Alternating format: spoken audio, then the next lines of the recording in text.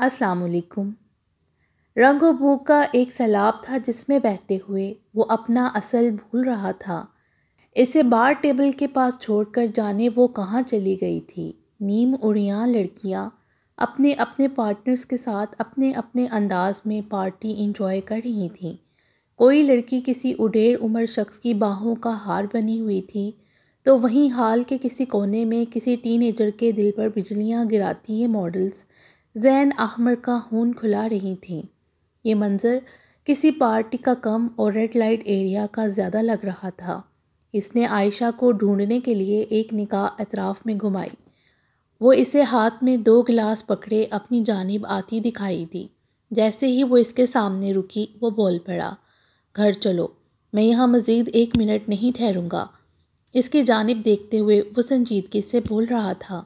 عائشہ پل میں پریشان ہوئی تھی مگر پھر اگلے ہی پل مسکراتے ہوئے ایک ادا سے بولی، مجھے لگتا ہے تمہیں اپنی بیوی بہت یاد آ رہی ہے زین۔ اس کے مسکراتے لہجے پر وہ ہنوز سنجیدہ رہا۔ اس کا یہاں کیا ذکر؟ زین کے سوال پر وہ کھل کر مسکرائی۔ بھائی تم ابھی آئے ہو اور ابھی واپس جانے کی بات کر رہے ہو تو پھر میں تو یہی کہوں گی نا کہ یقیناً بیوی کے بغیر دل نہیں لگ رہا تمہارا۔ عائشہ کے جواب پر وہ متذبذب ہوا۔ ایسا کچھ نہیں ہے، وہ جھنجھلایا۔ اچھا چھوڑو، تم یہ جوس تو پیو، اسپیشل تمہارے لیے بنا کر لائی ہوں۔ یہاں تو سب ڈرنک کر رہے ہیں مگر میں جانتی تھی تم ڈرنک نہیں کرو گے، اسی لیے یہ جوس لے کر آئی ہوں۔ ایک گلاس اس کے سامنے کرتے ہوئے وہ پیار سے بولی۔ دونوں گلاسوں میں مینگو جوس تھا۔ زین نے خشک ہوتے گلے کو تر کرنے کے لیے گلاس تھام لیا اور اگلے ہی پل پورا گلاس خالی کر دیا۔ پہلے ہی گھونٹ میں اسے ذائقہ کچھ عجیب لگا تھا مگر اس نے نظر انداز کر دیا تھا۔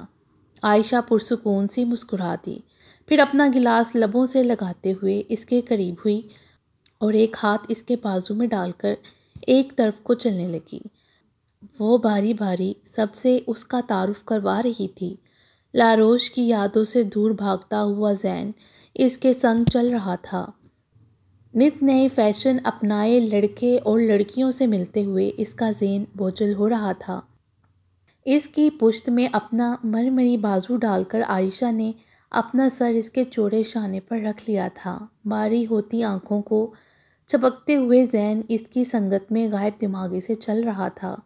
کچھ ہی دیر میں لائٹس آف ہوئی تھیں اور بہت دھیمی سی مختلف رنگوں کی روشنیاں اطراف میں پھیل گئی تھیں، اتنی دھیمی کہ بمشکل اسے اپنے پہلو میں کھڑی عائشہ کا چہرہ نظر آ رہا تھا۔ ہلکے سروں میں میوزک بجنے لگا تھا۔ کپلز نے ایک دوسرے کو تھام لیا اور ایک دوسرے کے سنگ جھومنے لگے۔ عائشہ کے لپسٹک سے سجے خوبصورت ہونٹوں پر مسکراہٹ در آئی۔ زین کی گردن میں اپنے بازوؤں کا ہار پہنا کر وہ اس کے قریب ہوئی تھی اور خود بھی وہاں موجود دوسروں کی طرح تھرکنے لگی۔ گلابی ہوتی آنکھوں کو پوری طرح کھولتے ہوئے اس نے باغور اپنے قریب مسکراتا چہرہ دیکھا تھا۔ عائشہ نے اس کے دونوں ہاتھ اپنی کمر پر ٹکاتے ہوئے اپنا سر اس کے سینے پر رکھ لیا۔ اس کے وجود سے اٹھتی دل فریب مہک کو محسوس کرتے ہوئے وہ خود کو دنیا کی خوش نصیب ترین عورت محسوس کر رہی تھی۔ ایک ہاتھ اس کی کمر سے ہٹاتے ہوئے دوسرے سے زین احمر نے اسے کندھے سے پکڑ کر اس کا سر اپنے سینے سے ہٹایا تھا۔ سن ہوتے دماغ سے اس کا چہرہ ایک بار پھر دیکھا تھا۔ بنورا آنکھیں قاتلانہ نظروں سے اس کے وجیحہ چہرے کا طواف کر رہی تھیں۔ زین نے پلکیں جھپکی تھیں اور نتیجتاً ان آنکھوں کی جگہ 2 سرمئی آنکھیں روشن ہوئی تھیں، کاجل سے سجی ہوئی روئی روئی سرخ آنکھیں۔ وہ چہرہ بدل چکا تھا، گلابی میک اپ سے مبرہ رخسار، چھوٹی سی ستھواں ناک، وہاں آنکھوں سے ہوتی ہوئی زین کی بہکی نگاہ ہمیشہ کی طرح اس کے سیاہ تل پر اٹکی تھی۔ زین کا دل شدت سے دھڑکا تھا۔ اس گلاب چہرے کو اپنے ایک ہاتھ کے ادھورے پیالے میں لیتے ہوئے زین کے انابی لب ہولے سے مسکرائے تھے۔ آنکھوں کی دیوانگی بڑھنے لگی تھی جبکہ عائشہ اس کے بدلتے تاثرات دیکھ کر سرشار سی ہو گئی، مزید اس کے قریب ہوئی تھی۔ زین احمر نے اس کی کمر پر رکھا اپنا ہاتھ کمر کے گرد حائل کیا تھا اور ایک جھٹکے سے اسے اپنے قریب کیا تھا۔ اب وہ چہرہ قریب تھا، بے حد قریب۔ وہ روئی روئی کاجل بھری آنکھیں اور لپسٹک سے سجے شنگرفی لب۔ اسے سمجھ نہ آئی کہ اس کے چہرے کے کون سے نقش کو پہلے بوسہ دے۔ تبھی اس کی نگاہ نے سیاہ دل کو تلاشا تھا۔ لبوں کے کٹاؤ سے اوپر وہ پورے شان سے چمک رہا تھا۔ وہ بے خود سا اس دل پر جھکا تھا۔ عائشہ نے خود کو اس کے حوالے کرتے ہوئے اپنی آنکھیں بند کر لیں۔ مان وہ رکا تھا، اس کے دماغ میں کچھ کلک ہوا تھا۔ اس نے بغور ان لبوں کو دیکھا تھا۔ وہ تل وہاں نہیں تھا، وہاں وہ تل لبوں سے اوپر کہیں نہیں تھا۔ زین نے حیرت سے آنکھیں پوری کھولتے ہوئے اپنے قریب، بے حد قریب وہ خوبصورت چہرہ دیکھا۔ آنکھیں بند کیے اس کے حصار میں کھڑی وہ لڑکی لاروش نیازی نہیں تھی۔ زین کا دل پل میں ڈوبا تھا۔ سلیو لیس بازو اس کی گردن میں ڈالے، وہ اس کی لاروش ہو ہی نہیں سکتی۔ زین نے ایک جھٹکے سے اسے خود سے دور کیا تھا۔ عائشہ اس احتجاج کے لیے تیار نہیں تھی، لڑکھڑا کر کلیم سے سجے گراؤنڈ پر گری تھی۔ ارد گرد میں تھڑکتے وجود اس کی جانب متوجہ ہوئے، جبکہ آنکھوں میں غصہ اور بے بسی لیے زین اسے دیکھ رہا تھا، جو اب زمین سے اٹھ کر اس کی جانب لپکی تھی۔ "واٹس رانگ ود یو زین، یہ کیا حرکت تھی؟" عائشہ چلائی تھی۔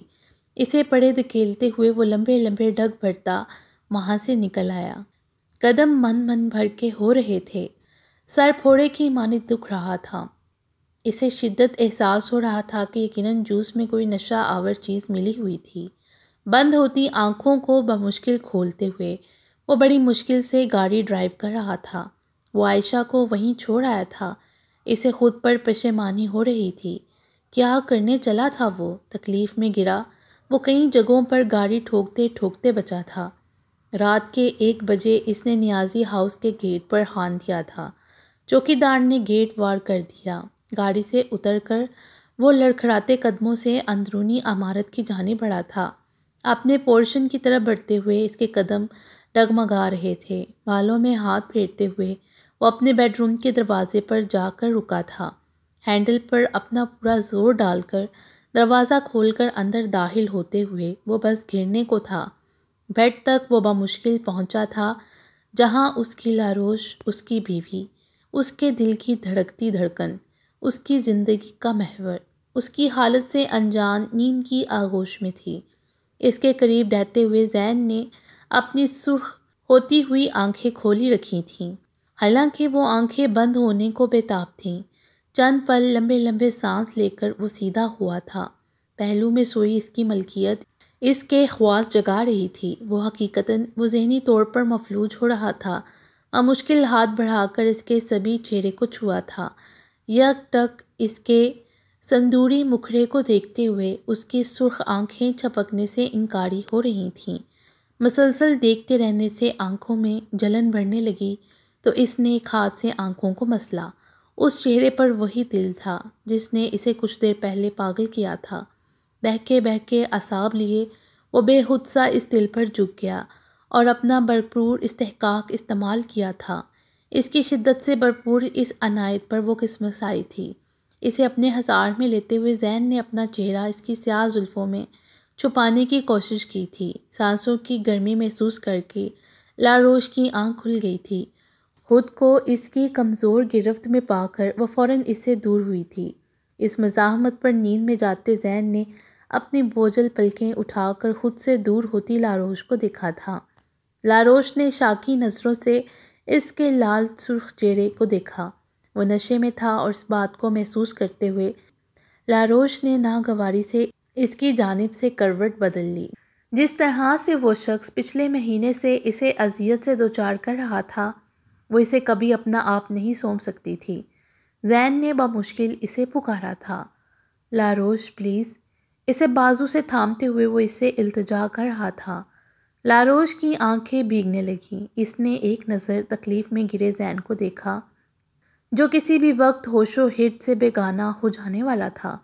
اس سے کچھ نہیں چاہتا تھا، بس نیند میں جانے سے پہلے اس کے وجود کی مہک کا خواہش مند تھا۔ آنسو لٹاتی آنکھوں سے لاروش نے خود کو اس کے حوالے کیا اور اس کے سینے میں منہ چھپا لیا کہ یہاں اس کے ضعف کا امتحان تھا اور محبت میں اتنی سی قربانی تو دی جا سکتی تھی۔ کہ اب جب وہ صرف اس کا سہارا چاہتا تو وہ دے ہی دیتی۔ زین کی رگوں میں دوڑتا لاوا تھمنے لگا۔ تھینکس کہہ کر زین نے اس کے بالوں پر اپنے جلتے سرخ لب رکھ دیے۔ لاروش نے اپنے اندر تک ان لبوں کی جلن محسوس کی تھی۔ گرم سیال بہت آہستگی سے رخساروں پر بہہ رہا تھا، جبکہ ہر بات سے بے پرواہ۔ زین نے اس کے گرد اپنے توانا بازو لپیٹے اور پرسکون ہو کر اپنی جلتی آنکھیں موند لیں۔ ایسا کرتے وقت بھول گیا تھا کہ اس نے لاروش کو اپنے لیے ترسانے کا دعویٰ کیا تھا، اسے کسی کی جوٹھن کہا تھا۔ بس یاد تھا تو اتنا کہ وہ اس کی بیوی، اس کی محبت ہے، اس کے بغیر زندگی محال ہے۔ لاروش کا ایک ہاتھ اس کے سینے پر تھا، جس کے نیچے زین کا دل پرسکون سا دھڑک رہا تھا۔ وہ گہری نیند میں جا چکا تھا، جبکہ لاروش ایک بار پھر جاگ رہی تھی۔ وہ کچن میں کھڑا فرحانہ بیگم سے دعائیں لے رہا تھا جب وہ وہاں آئی تھی۔ سنیے، اس کی ترنم پکار پر زین نے اس کی طرف رخ موڑا۔ وہ میں مریم سے ملنے جانا چاہتی ہوں، آپ پلیز مجھے اس کی طرف ڈراپ کرتے جائیے۔ اپنی بات اس تک پہنچا کر وہ اس کی ہاں کا انتظار کرنے لگی۔ مجھے آلریڈی آفس سے دیر ہو رہی ہے، عائشہ بھی بالکل ریڈی ہے، مجھے اسے بھی ڈراپ کرنا ہے۔ تم ایک کام کرو، نیچے آ جاؤ، 5 منٹ تک میں ڈرائیور کو کہہ دیتا ہوں، وہ تمہیں ڈراپ کر دے گا۔ زین نے سنجیدگی سے جواب دیا اور فرحانہ بیگم سے سر پر ہاتھ پھروا کر وہاں سے نکلنے لگا۔ لاروش کا منہ لٹک گیا۔ عائشہ کا نام سن کر آنکھوں میں ڈھیروں ڈھیر پانی جمع ہونے لگا۔ 1 منٹ زین، فرحانہ بیگم بول پڑی۔ عائشہ تمہاری ذمہ داری نہیں ہے بیٹا، وہ ڈرائیور کے ساتھ چلی جائے گی، تم لاروش کو ساتھ لے کر جاؤ۔ ان کے درمیان میں ٹوکنے سے وہ جھنجھلا گیا۔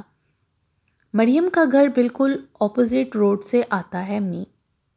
11 تو مجھے گھر ہی بچ گئے ہیں، اگر آپ کی بہو بیگم کو ڈراپ کرنے گیا تو 1 بجے سے پہلے آفس نہیں پہنچ پاؤں گا۔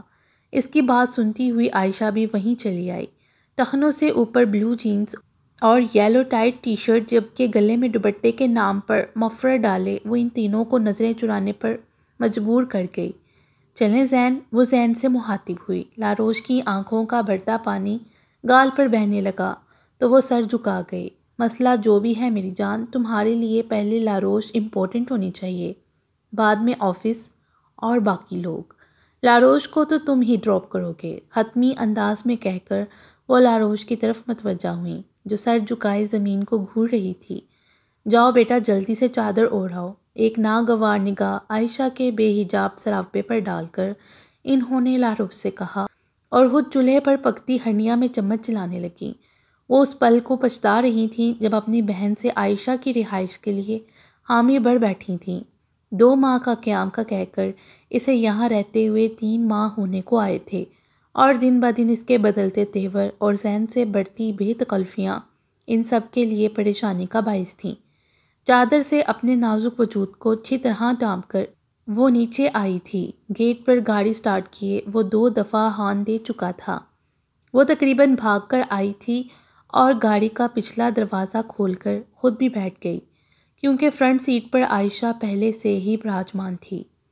زین نے پہلے عائشہ کو ڈراپ کیا تھا، جبکہ اس دوران وہ گاڑی کے دروازے سے چپکی بیٹھی شیشے کے پار چلتی سڑک دیکھتی رہی تھی۔ البتہ سماعتیں عائشہ اور زین کی بے تکلفانہ گفتگو سن سن کر اسے تکلیف سے دوچار کر رہی تھیں۔ زین کی بار بار بھٹکتی نگاہ، جو فرنٹ مرر میں اس کی سرمئی آنکھوں کا دیدار کر رہی تھیں، اس کی منتشر سوچوں سے انجان تھی، جبکہ لاروش کی آنکھیں کسی سوچ کی تپش سے جلنے لگیں۔ چند دن پہلے جب نشے کی حالت میں وہ اسے قریب کر کے سویا تھا تو لاروش کو لگا تھا کہ شاید اگلی صبح روشن اور چمکیلی ہو، ایسی صبح جس میں وہ اس سے اپنے گزشتہ ہر رویے کی معافی مانگے گا اور اسے محبت سے پکارے گا، اور پھر ہر رات حسین اور صبح سہانی ہوا کرے گی۔ مگر اگلی صبح اس کی توقع کے خلاف تھی۔ وہ شخص اپنی التجا اور اپنی عنایت سے انجان تھا، بالکل ویسے ہی تھا جیسے شادی کی پہلی رات تھا۔ وہ بھول چکا تھا کہ گزشتہ رات کس طرح لاروش کے سامنے بکھرا تھا، بھول چکا تھا کہ لاروش کے دور رہنے سے اس کی نیند ہفا ہو رہی تھی، بھول چکا تھا یا جانے بھول جانے کا دکھاوا کر رہا تھا۔ مگر دونوں ہی صورتوں میں اس کا دل تو ریزہ ریزہ ہی ہوا تھا نا۔ 2 موتی چپکے سے ٹوٹ کر گال پر بکھرے تھے۔ تبھی اس کی بھاری آواز پر وہ حال میں واپس آئی۔ آگے آ کر بیٹھو۔ عائشہ اتر چکی تھی۔ لاروش کا دل خون ہو گیا۔ شنگرفی لب ایک پل کو بھینچے، پھر سرد لہجے میں بول پڑی، میں کسی کی چھوڑی ہوئی جگہ پر نہیں بیٹھوں گی۔ میری جگہ اور حیثیت یہی ہے، مجھے یہیں رہنے دیں پلیز۔ مضبوط لہجے میں بولتی وہ زین کو بھڑکا گئی۔ میں انکار سننے کا عادی نہیں ہوں محترمہ، چپ چاپ آگے آ کر بیٹھو ورنہ گاڑی سٹارٹ نہیں کروں گا۔ زین نے ایک ایک لفظ پر زور دے کر کہا۔ میں بھی بار بار اپنی ذات کی نفی برداشت نہیں کر سکتی۔ آپ کو دیر ہو رہی ہے، یہاں سے آپ کا آفس بھی قریب ہے، آپ جا سکتے ہیں۔ بنا ڈرے جھجکے اس نے اپنی بات مکمل کی اور ہینڈ بیگ سنبھالتے ہوئے گاڑی سے اتر گئی۔ زین جو اس کی بات کا مطلب سمجھ رہا تھا، اسے تھوڑی دور کھڑے رکشے کی طرف بڑھتا دیکھ تیزی سے گاڑی سے نیچے اترا تھا۔ وہ تو اس کی جرأت پر حیران تھا۔ بڑے بڑے قدم رکھتے ہوئے اس تک پہنچا تھا اور اسے بازو سے دبوچ کر واپس مڑا تھا۔ لاروس چپ چاپ اس کے ساتھ چلتی رہی۔ روڈ پر تماشا بنوانے سے بہتر تھا کہ وہ چپ ہی رہتی۔ اسے فرنٹ سیٹ پر پٹختے ہوئے دوسری طرف سے آ کر زین نے گاڑی سٹارٹ کی تھی۔ وہ خاموشی سے باہر دیکھنے لگی، ایسے جیسے کچھ ہوا ہی نہیں، جبکہ زین کا دماغ غصے سے کھول رہا تھا۔ تم یہ سب کر کے کیا ثابت کرنا چاہتی تھیں؟ لہجہ کاٹ دار تھا۔ یہی کہ میں اکیلی مریم کے گھر جا سکتی ہوں۔ لاروش کا انداز پرسکون تھا۔ اور تمہیں لگتا ہے کہ میں تمہیں اکیلے جانے دیتا؟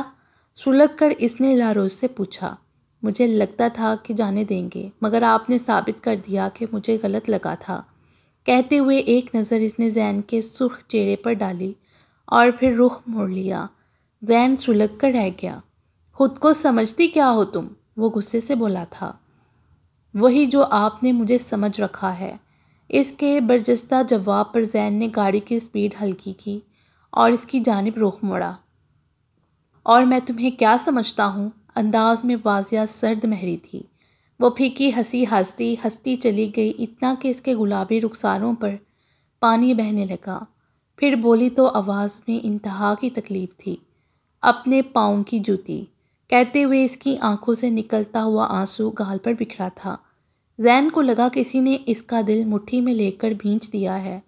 وہ آنکھیں پھاڑے حیرت سے لاروش کو دیکھ رہا تھا، جو اس کے سخت رویے کی بدولت خود کو کیا سمجھ بیٹھی تھی۔ تو تمہیں لگتا ہے کہ میں تمہیں اپنے پاؤں کی جوتی سمجھتا ہوں؟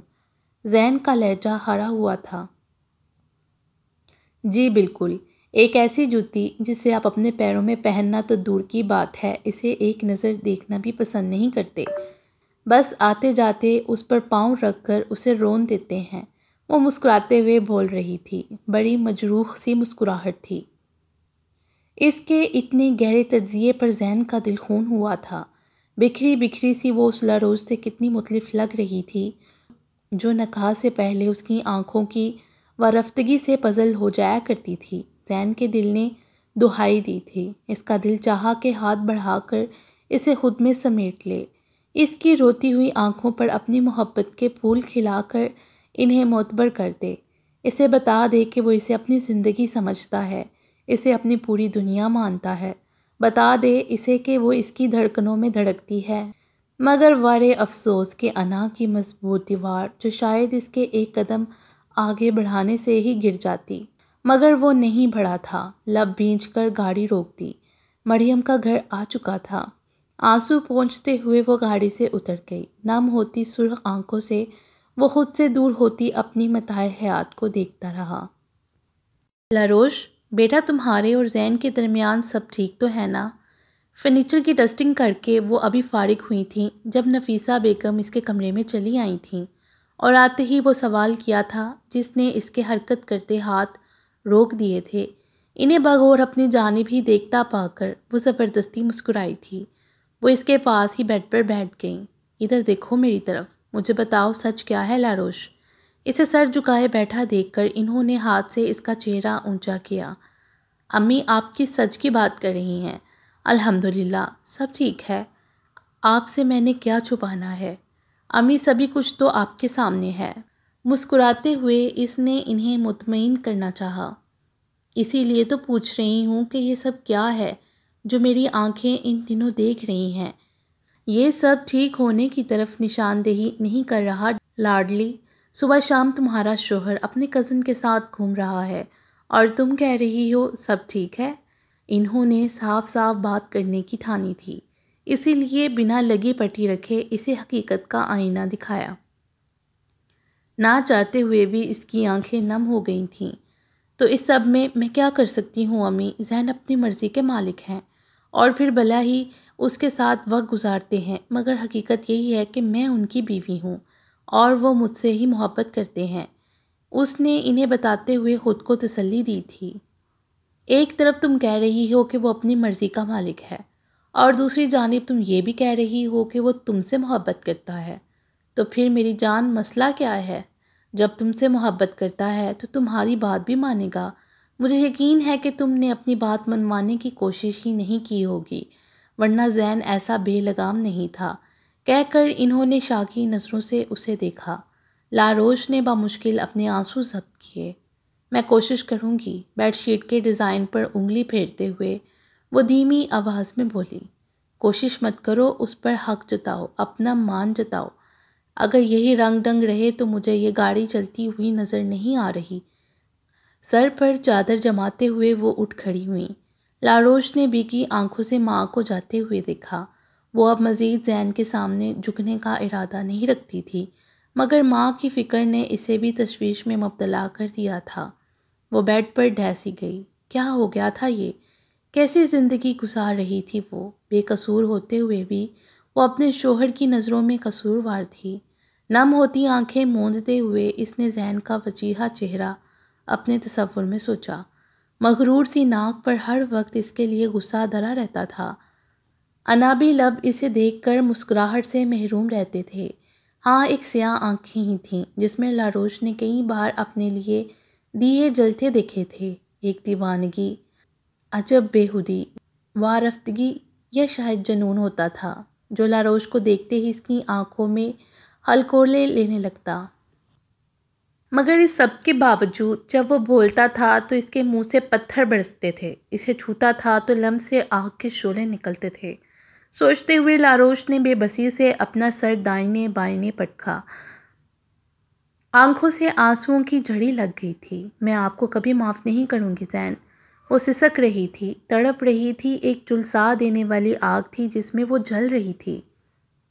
بہت غلط کیا ہے آپ نے، بہت غلط، بلکتے ہوئے وہ بڑبڑائی۔ اسی طرح روتے روتے وہ سو گئی تھی۔ 3 بجے کے قریب زین گھر آیا تو فرحانہ بیگم اسے گھیر کر بیٹھ گئیں۔ فار گاڈ سیک امی، لاروش کو چھوڑ کر ایک بار بیٹے کی تکلیف کو سمجھنے کی بھی کوشش کر لیں۔ آپ کو صرف بہو کی نگفتہ حالت نظر آ رہی ہے اور آپ کا بیٹا جو دن رات تکلیف سے دوچار ہے وہ آپ کو نظر ہی نہیں آ رہی۔ وہ اسے سمجھانے بیٹھی تھی مگر وہ ہتھے سے اکھڑ گیا۔ زین، کیا ہو گیا ہے تمہیں؟ بیٹے کی باغیانہ رویے پر وہ حیران رہ گئیں۔ بات کرتے ہوئے تم یہ کیوں بھول رہے ہو کہ وہ تمہاری بیوی ہے؟ وہ سخت لہجے میں بولی۔ بہت اچھے سے جانتا ہوں کہ وہ میری بیوی ہے، اس نے چڑھتے ہوئے جواب دیا۔ اگر بیزار ہو گئے ہو تو صاف کہو، اس بچی کو نظر انداز کر کے جو ظلم تو مت کماؤ۔ وہ ہر صورت آج بات کلیئر کرنا چاہتی تھیں۔ آپ کو اس پر ہونے والے ظلم نظر آ رہے ہیں، مگر میرے زخموں کا کیا؟ میں اپنے زخم کسے دکھاؤں امی؟ وہ تکلیف کی انتہاؤں پر تھا۔ کن زخموں کی بات کر رہے ہو زین؟ مجھے تو تمہارے کسی چال چلن سے نہیں لگ رہا کہ لاروش نے تمہیں اپنے کسی بھی انداز سے ہرٹ کیا ہے، بلکہ اول روز سے تم اسے اگنور کر رہے ہو، خاص کر عائشہ کے سامنے تو تم نے اسے 2 کوڑی کا کر کے رکھ دیا ہے۔ اگر میں یا تمہاری بیوہ چچی خاموش ہے تو اس کا مطلب یہ نہیں کہ ہم دونوں اندھی اور بہری بھی ہیں۔ انہوں نے اس کی سرخ پڑتی آنکھوں میں جھانکا۔ اور یہ جو دن رات تم عائشہ کو خود سے چپکائے پھرتے ہو، تو میری جان یہ بھی بتا دو کہ آج کل اپنی باپ کی قبر پر حاضری دے کر آ رہے ہو کیا، جو تم یوں اس کے نقش قدم پر چل رہے ہو؟ فرحانہ بیگم کے اس گہرے وار پر اس نے تڑپ کر انہیں دیکھا۔ عائشہ کو نیازی ہاؤس میں رکھنے کا فیصلہ آپ کا تھا امی؟ چبا چبا کر کہتا وہ کوئی سخت بات کہتے کہتے رک گیا تھا کیونکہ جانتا تھا کہ ماں کے سینے میں دھڑکتا دل آج بھی باپ کی بے وفائی کے زخموں سے چور ہے۔ ہاں بالکل، وہ فیصلہ میرا ہی تھا کیونکہ مجھے اپنی پرورش پر بہت مان تھا، مگر تم نے میرا مان، میرا بھروسہ اور میری بہو کا دل توڑ کر ثابت کر دیا کہ تم احمد نیازی کی اولاد ہو۔ تمہاری رگوں میں ایک بے وفا مرد کا خون ہے۔ اس خون نے رنگ تو لانا ہی تھا۔ وہ تاک تاک کر نشانے لگا رہی تھیں۔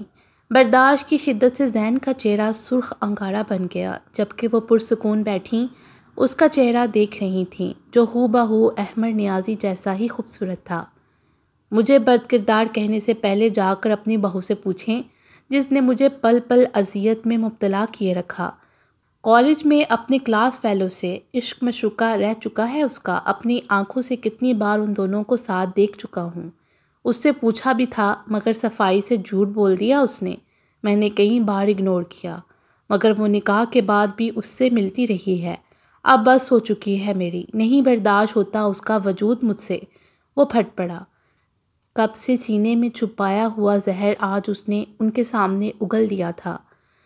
فرحانہ بیگم کنگ رہ گئیں۔ انہوں نے ایک پل کو بیٹے کا درد بڑا چہرہ دیکھا، پھر خود کو کمپوز کرتے ہوئے دوبارہ گویا ہوئیں۔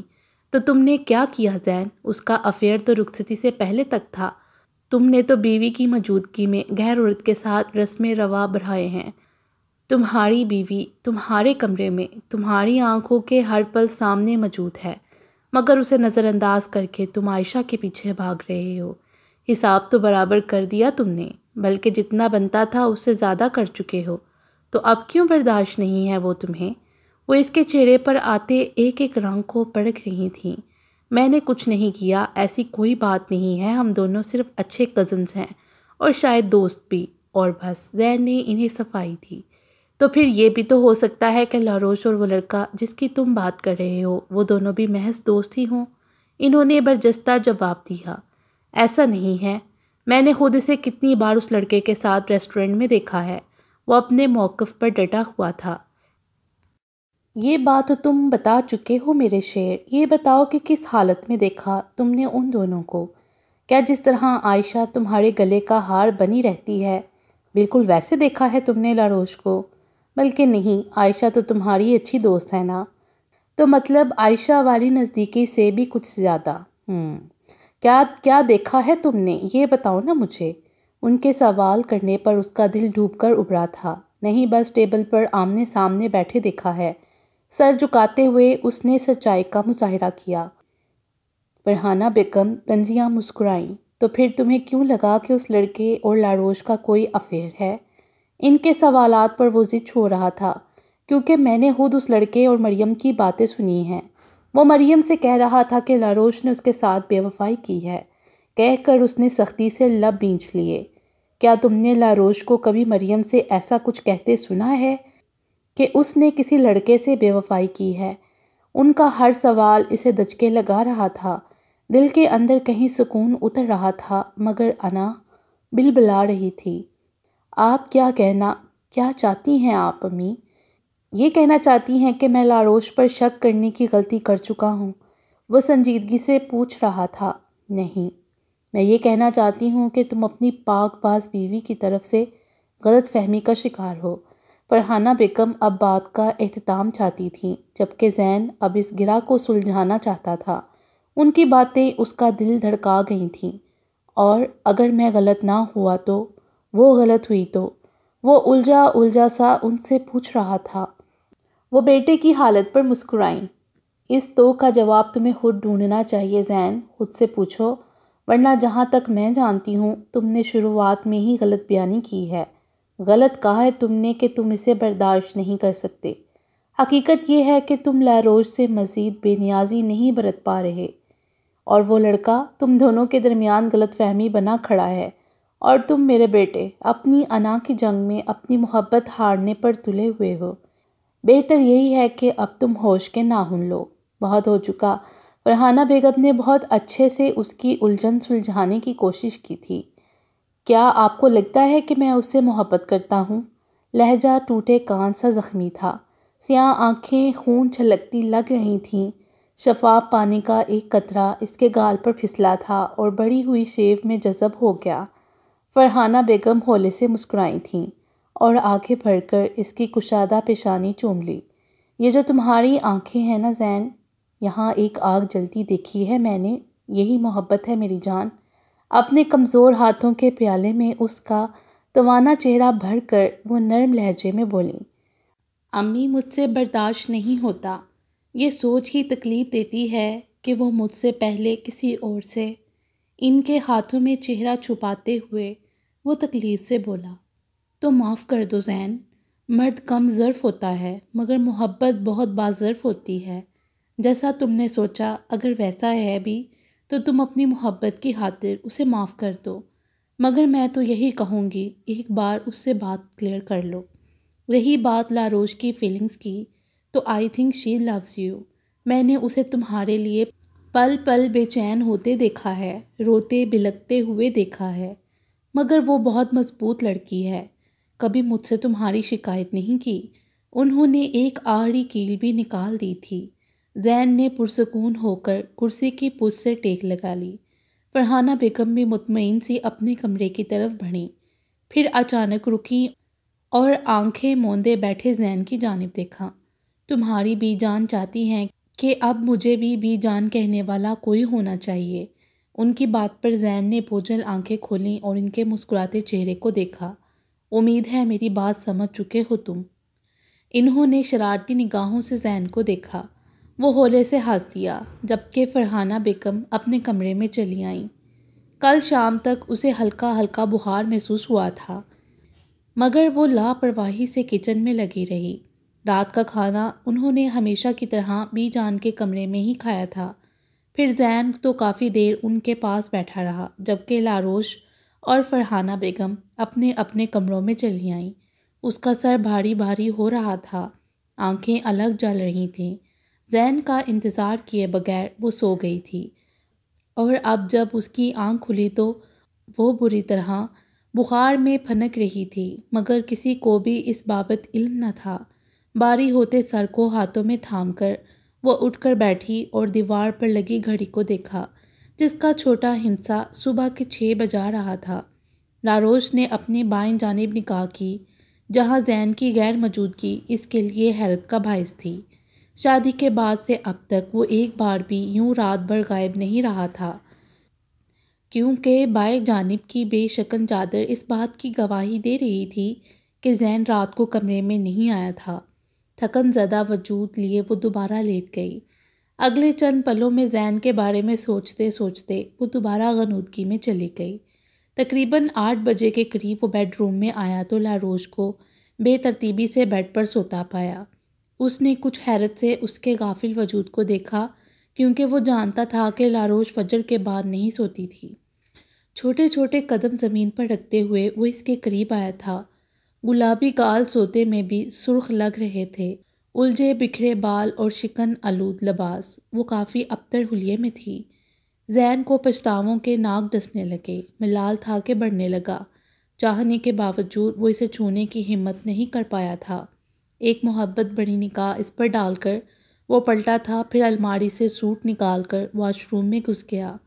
ٹھیک 9 بجے وہ ناشتہ کیے بغیر آفس کے لیے نکل چکا تھا۔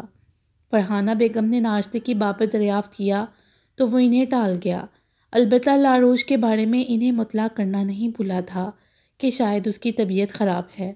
اس بات میں سر ہلاتے ہوئے وہ کچھ دیر تو بی جان کے پاس بیٹھی رہیں، پھر لاروش کی خیریت دریافت کرنے کے لیے اس کے بیڈ روم کی جانب قدم بڑھائے، کیونکہ وہ ابھی تک کمرے سے باہر نہیں نکلی تھی۔ وہ لنچ ٹائم گھر آنے کے ارادے سے آفس سے باہر نکلا تھا، پارکنگ سے گاڑی نکال رہا تھا کہ اچانک وہ سامنے آئی تھی۔ زین نے فوراً بریک لگائی اور باہر نکل آیا۔ یہ کیا طریقہ ہے عائشہ؟ وہ اپنے سامنے کھڑی اس حسینہ سے مخاطب ہوا جس نے اس کا ایمان جگمگانے میں کوئی کسر نہیں چھوڑی تھی۔ وہ ایک ادا سے مسکرائی، جب تم مجھے وقت نہیں دو گے اور مجھے بار بار اگنور کرو گے تو میں یہی کروں گی نا؟ کندھے اچکاتے ہوئے وہ بے نیازی سے بولی، ایسا کچھ نہیں ہے، میں بھلا تمہیں کیوں اگنور کروں گا؟ تم خود ہی پچھلے 2 دنوں سے شوٹ پر تھیں، تو میں تمہیں کیسے وقت دیتا؟ اس نے سنجیدگی سے کہتے ہوئے گاڑی کی طرف رخ موڑا اور پلٹ کر چلتے ہوئے گاڑی میں جا بیٹھا۔ وہ بھی تیزی سے بھاگی اور اس کے ساتھ ہی فرنٹ سیٹ پر آ کر بیٹھ گئی۔ ویسے اگر تم چاہتے تو کال بھی کر سکتے تھے مجھے، عائشہ نے ہلکی سی ہفکی دکھائی۔ زین نے ایک سنجیدہ نگاہ اس کے چہرے پر ڈالی۔ تمہیں پتہ ہے کہ مجھے کسی کو ڈسٹرب کرنا پسند نہیں ہے۔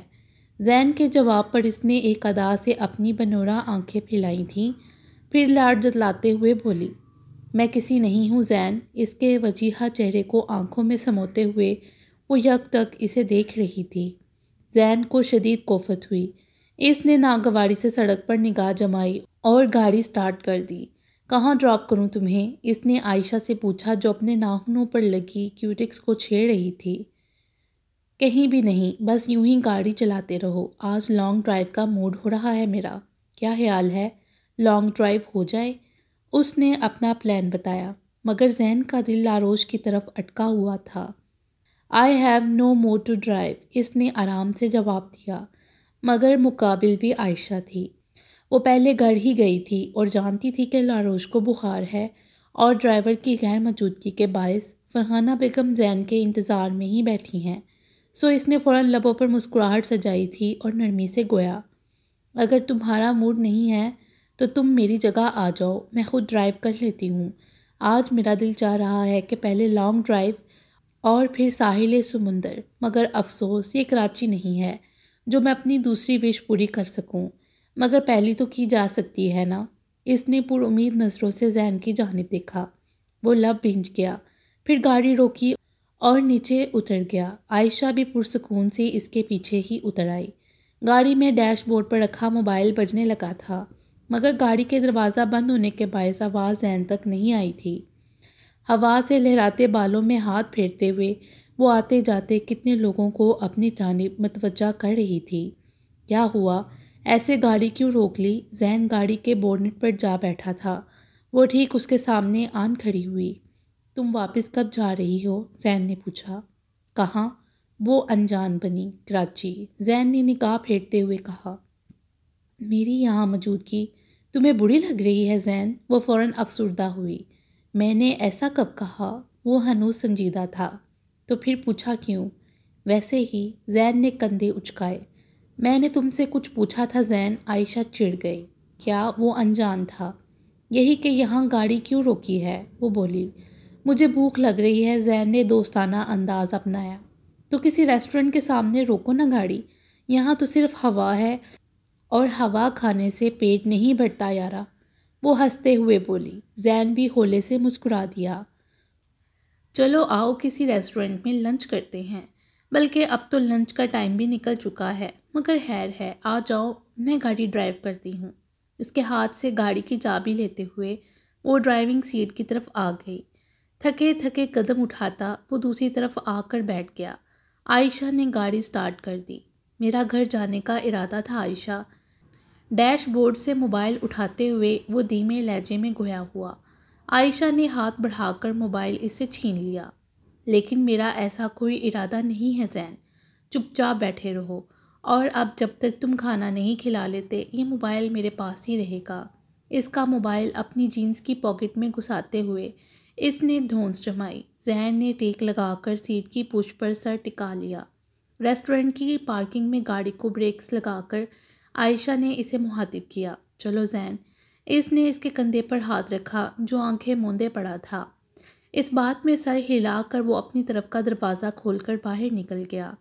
عائشہ نے اس کی قیمتی موبائل کی اسکرین ٹچ کی۔ اوپر امی جان کے نمبر سے 3 مسڈ کالز تھیں۔ ایک دلکش مسکراہٹ نے اس کے لبوں پر احاطہ کیا۔ ڈیش بورڈ پر موبائل رکھ کر وہ زین کی معیت میں ریسٹورنٹ کے اندر چلی آئی۔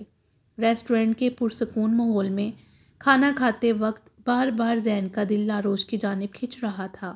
بے دلی سے لقمے حلق مار کرتا ہوا وہ عائشہ سے بے نیاز تھا کہ سامنے بیٹھا وہ دلکش قیامت خیز وجود اس کے لیے کوئی کشش نہیں رکھتا تھا۔ عائشہ اس کی بے دلی نوٹ کر رہی تھی، مگر بنا جتائے اس سے باتیں کرتی رہی۔ کاؤنٹر پر بل پے کر کے جب وہ دونوں باہر نکلے تو عائشہ نے فوراً اس سے پوچھا، اب گھر چلنے کا ارادہ ہے یا میرا ارادہ پورا کرنے کا ارادہ ہے؟ اس نے گھما کر سوال کیا تھا۔